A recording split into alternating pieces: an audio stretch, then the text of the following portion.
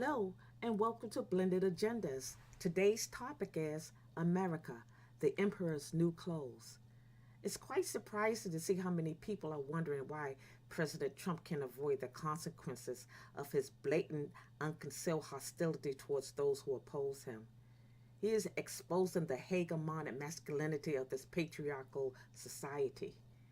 He degrades those he deemed unfit to migrate to the United States for better opportunities that was afforded to his grandparents. His grandfather immigrated to the United States from Germany to avoid the enlistment of military services. His mother immigrated from Scotland, and his father was once accused of stirring up racial hate and was arrested along with members of the KKK. His motto is wealth belongs to those who are strong enough to take it. He uses hateful bullying tactics and constantly denigrates people he deemed as being intellectually inferior. His dismissive attitude towards social and racial injustices have instigated violence and unchecked police brutality towards people of color.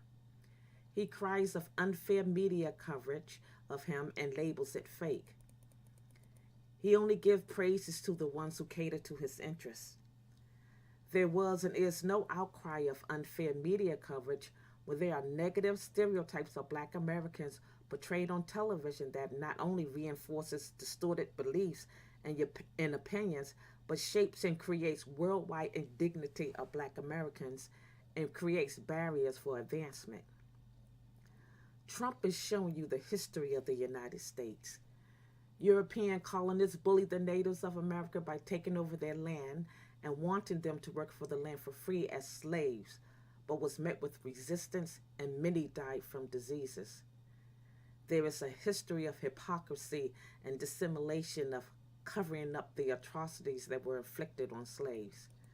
This land was built on the backs of slaves and made the United States the leader of economic power. His immigration policy is, in fact, like previous laws.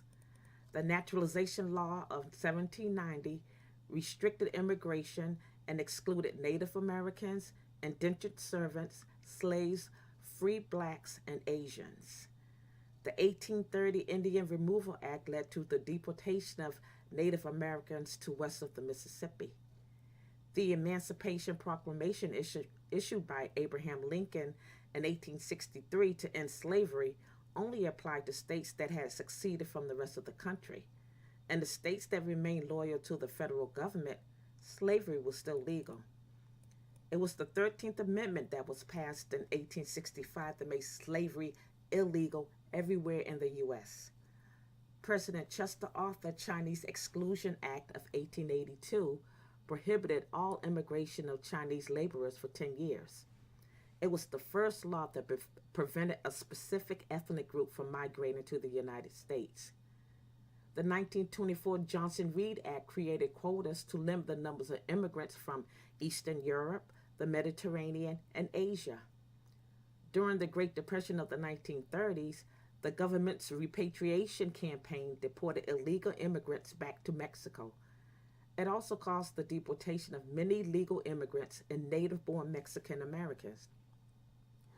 The United States was and has been designed to maintain the British type institution of natural right heritage dominance under a caste system, which is a person's class at birth being permanent and unchangeable. The dominant group uses its power to force other groups into an inferior status. The United States has a toxic history. This nation was built on dishonesty, bullying, racism, and imperialism, the same substandard qualifications we see in the leader of the United States. This is why Trump's behavior is condoned by many. Part of it is fear of the dark, narcissism, greed, not wanting to lose dominance, fear of retribution, and part of it is fear of retaliation. When bystanders witness a severe social norm violation, they are reluctant to condemn the person committing the offense for fear of retaliation by the violator. America, Trump is your mirror many of you have avoided looking into due to the fear of not liking what you see. The first step to recovery is admitting the problem.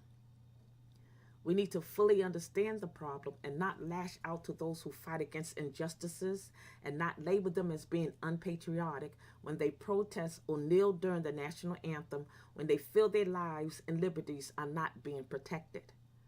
Are they not defending the very essence of the Declaration of Independence?